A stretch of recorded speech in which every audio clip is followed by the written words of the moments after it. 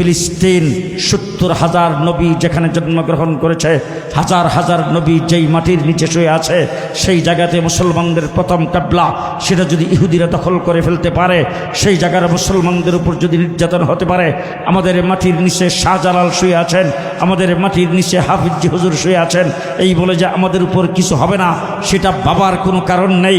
যদি এমন কোনো পরিস্থিতির সৃষ্টি হয়, আমাদেরকে যদি কোনো বিজাতি গ্রাস করে ফেলে, আমাদেরকে যদি কাবু করে ফেলে, আমাদের দেশ যদি দখল করে ফেলে, দেশটা যদি বিজাতিদের হাতে চলে যায়, আর আমার বুক বরাবর রাইফেল আর বন্দুকের গুলি তাক করে যদি বলে ইসলাম ছাড়তে হবে, তখন কি বুক টান করে দাঁড়ায় বলতে পারবেন আমি একজন মুসলমান?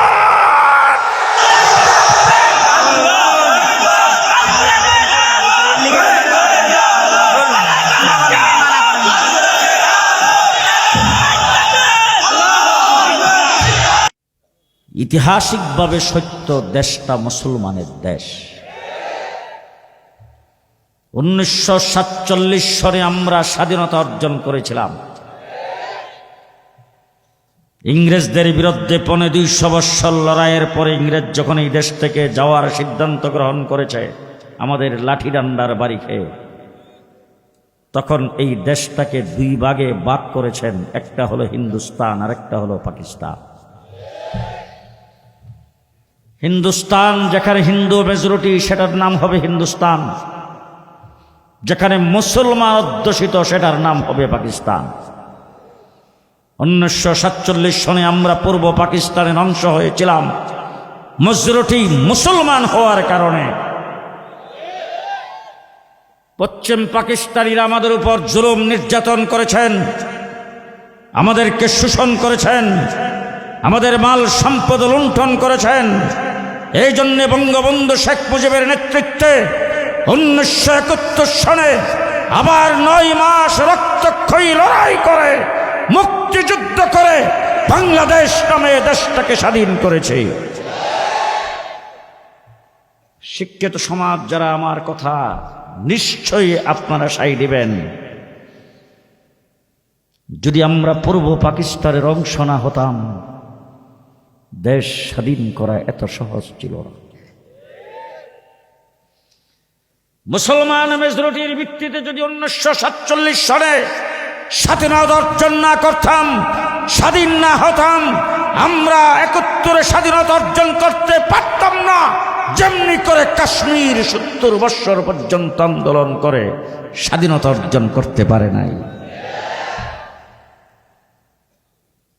ঐতিহাসিকভাবে সত্য, দেশটা মুসলমানের দেশ, মুসলমান মেজরিটির জন্যই আমরা দেশে স্বাধীন। ঠিক না বে ঠিক? ঠিক না বে ঠিক? আমাদের 3 দিক বিজাতিদের বেষ্টনী। যারা গুজরাটের মুসলমানদেরকে কুচকাটা করে, যারা কাশ্মীরের মুসলমানদেরকে হত্যা করে, যারা বাবরি মসজিদকে ধ্বংস করে, যারা মুসলমানদের গরু জবাই করতে দেয় না, যারা মুসলমানদের উপর শোষণ নির্যাতন করে, এরকম বিজাতিরা আমাদের 3 দিক ঘেরাও করে রেখেছেন। আরেক দিক বঙ্গোপসাগর। আমাদের দেশটা মুসলমান, এই কারণে বাবরি মসজিদ যখন ধ্বংস করে আমাদের দেশের মানুষ লং মার্চ করে। কাশ্মীরি মুসলমানদের উপর যখন আক্রমণ করে তখন আমাদের দেশের মানুষ রাজপথে লড়াই করে।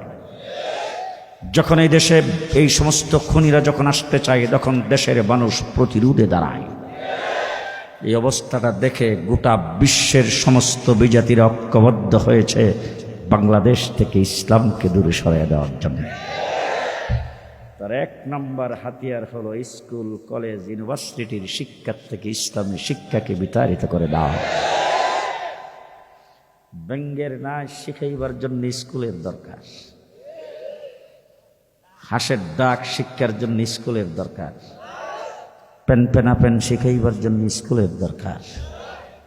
দেশের 92% মুসলমানের দেশের, মুসলমানদের রাজস্বের, মুসলমানদের ট্যাক্সের পয়সায় পরিচালিত স্কুলের ভিতরে মুসলমানের সন্তানের লেখাপড়া করবে, সেখানে উজু শিক্ষা দেওয়া হবে না, তায়াম্মুম শিক্ষা দেওয়া হবে না, গোসল শিক্ষা দেওয়া হবে না, নামাজ শিক্ষা দেওয়া হবে না, পাক নাফাক শিক্ষা দেওয়া হবে না, হালাল হারাম শিক্ষা দেওয়া হবে না, কোরআন শিক্ষা দেওয়া হবে না, সূরা কেরাত শিক্ষা দেওয়া হবে না, দোয়া কালাম শিক্ষা দেওয়া হবে না। মুসলমানদের কোনো কিছু শিক্ষা না দিয়ে বিজাতিদের শিক্ষা সেই জায়গায় দিয়ে আজকে মুসলমানদের সন্তানদেরকে মূর্খ আর জাহেলে পরিণত করার চেষ্টা করা হচ্ছে। আজকে আমার দেশের শিক্ষিত সমাজের যারা বুদ্ধিজীবী সেজেছেন, বড় বড় ডিগ্রি হাসিল করেছেন, ব্যারিস্টার, ডাক্তার, ইঞ্জিনিয়ার, তাদের যখন মা বাপ এন্তেকাল করে জানাজাটাও ঠিক মতন পড়তে পারে না। ঠিক কিনা বলেন? আমার দেশের বড় বড় বুদ্ধিজীবী আর বড় বড় শিক্ষিত সমাজের অনেক বড় বড় লিডাররা যখন ইন্তেকাল করে তখন তাদের জানাজার দৃশ্য দেখলে হাসি ছাড়া কিছু আসে না। ও আমার ভাইরা, মুসলমানের সন্তান জানাজার নামাজ জানবে না, কোন সন্তান পৃথিবীতে রেখে যাইতে চান? এই জন্য আমি শুধু একটা কথা আপনাদের সামনে বলতে আসছি। 1 নম্বর, আজকের মাহফিল থেকে অঙ্গীকার করে যাব, মৃত্যু পর্যন্ত মুসলমান হিসাবে বসবাস করব ইনশাআল্লাহ। পারবেন? পারবেন? পারবেন? পারবেন? আজকে গুজরাটে মুসলমানদের উপর যে নির্যাতন হয়েছে, কাশ্মীরে মুসলমানদের উপর যে নির্যাতন হয়েছে, আরাকানে মুসলমানদের উপর যে নির্যাতন হয়েছে, ফিলিস্তিনের মুসলমানদের উপর যেইভাবে নির্যাতন হচ্ছে, সিরিয়ার মুসলমানদের উপর যেইভাবে নির্যাতন হচ্ছে, আমার বাংলাদেশ আল্লাহর দরবারে দোয়া করব, আল্লাহ যেন এই সমস্ত পরিণতির থেকে আমাদেরকে হেফাজত করেন, দেশটাকে যেন আল্লাহ পাক হেফাজত করেন, এই দেশে যেন এই ধরনের অবস্থা সৃষ্টি না হয়, এই জন্য আল্লাহর দরবারে দোয়া করব। কিন্তু জেনে রাখেন, ফিলিস্তিন 70,000 নবী যেখানে জন্মগ্রহণ করেছে, হাজার হাজার নবী যেই মাটির নিচে শুয়ে আছে, সেই জায়গাতে মুসলমানদের প্রথম কিবলা সেটা যদি ইহুদিরা দখল করে ফেলতে পারে, সেই জায়গার মুসলমানদের উপর যদি নির্যাতন হতে পারে, আমাদের মাটির নিচে শাহজালাল শুয়ে আছেন, আমাদের মাটির নিচে হাফিজ হুজুর শুয়ে আছেন, এই বলে যে আমাদের উপর কিছু হবে না সেটা ভাবার কোনো কারণ নেই। যদি এমন কোনো পরিস্থিতির সৃষ্টি হয়, আমাদেরকে যদি কোনো বিজাতি গ্রাস করে ফেলে, আমাদেরকে যদি কাবু করে ফেলে, আমাদের দেশ যদি দখল করে ফেলে, দেশটা যদি বিজাতিদের হাতে চলে যায়, আর আমার বুক বরাবর রাইফেল আর বন্দুকের গুলি তাক করে যদি বলে ইসলাম ছাড়তে হবে, তখন কি বুক টান করে দাঁড়ায় বলতে পারবেন আমি একজন মুসলমান?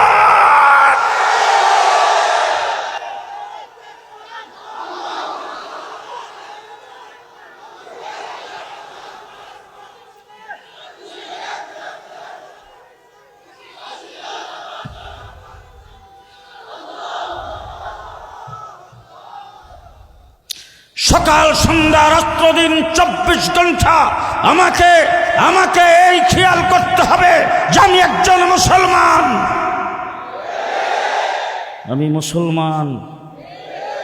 মুসলমান। আমার নেতার কথা ইসলাম বাদ দেওয়া যাবে না, আমার দলের কথা ইসলাম বাদ দেওয়া যাবে না, আমার লিডারের কথা ইসলাম বাদ দেওয়া যাবে না, আমার কোনো বড় ভাইয়ের কথা ইসলাম বাদ দেওয়া যাবে না, আমার দেশের কোনো লিডারের কথা ইসলাম বাদ দেওয়া যাবে না। আমি মুসলমান হিসাবে জন্মগ্রহণ করেছি, মুসলমান হিসাবে মৃত্যুবরণ করতে চাই। আল্লাহ পাক কোরআন শরীফে পরিষ্কার ভাষায় বলেছেন, লা তামুতুন্না ইল্লা ওয়া আনতুম মুসলিমুন। ও দুনিয়ার মানুষেরা, মুসলমান না হইয়া মৃত্যুবরণ করো না। সুতরাং আমি মুসলমান হইয়া কবরে যাইতে চাই। রাজি আছেন? রাজি আছেন?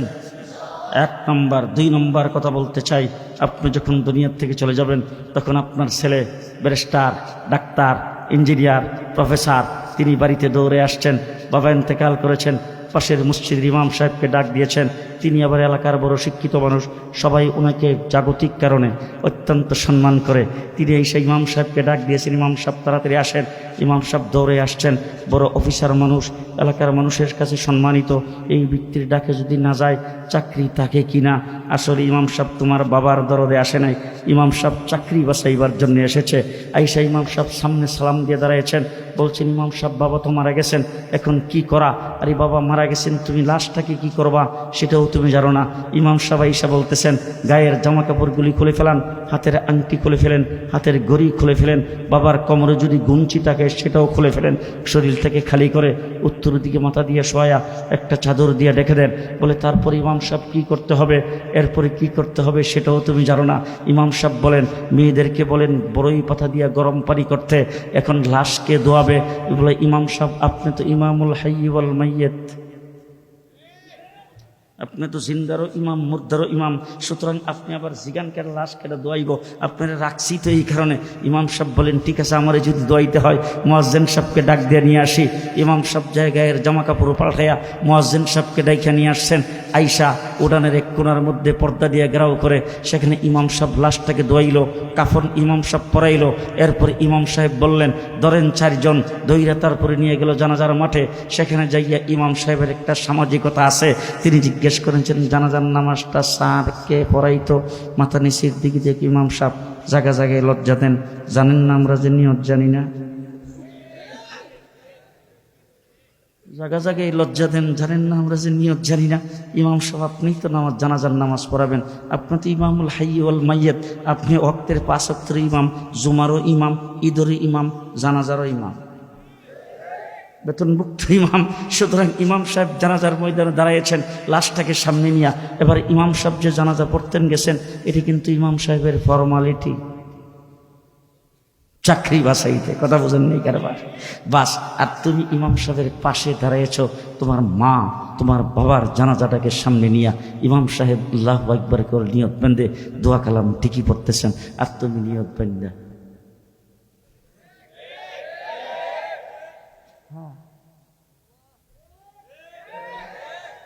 তুমি ব্যারিস্টার, তুমি ডাক্তার, তুমি ইঞ্জিনিয়ার, তুমি প্রফেসর, তুমি ডক্টর।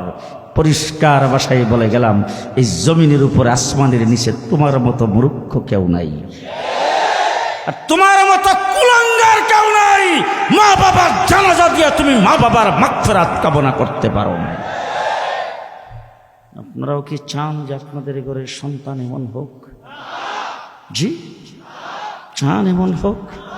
আমার কাছে আসছে, বাবার জন্য দোয়া চাইছে, হুজুর বাবা ইন্তেকাল করেছেন, বাবার জন্য দোয়া করেন। আমি বললাম আপনি তো আমার কাছে দোয়া চাইতেছেন, আমি আপনার বাবার জন্য এখন দোয়া করে দিলাম, আল্লাহ আপনার বাবাকে মাফ করে দাও, আল্লাহ আপনার বাবাকে জান্নাতবাসী করে দাও। এই তো আপনি শুনলেন, আপনি দোয়া চাইলেন, আপনাকে শুনিয়ে দিলাম, আপনি শেষ চলে গেলেন, হয়তো আমার কিছু হাদিয়া দিলেন, হাদিয়া পকেটে থুয়ে দিলাম, বাস সারা গেল।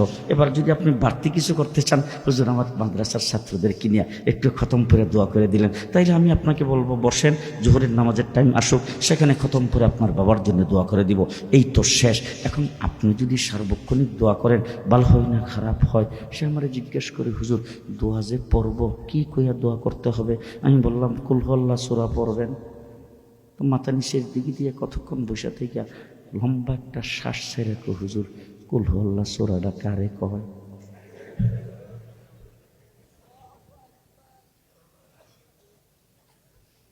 রাগ করতেছেন?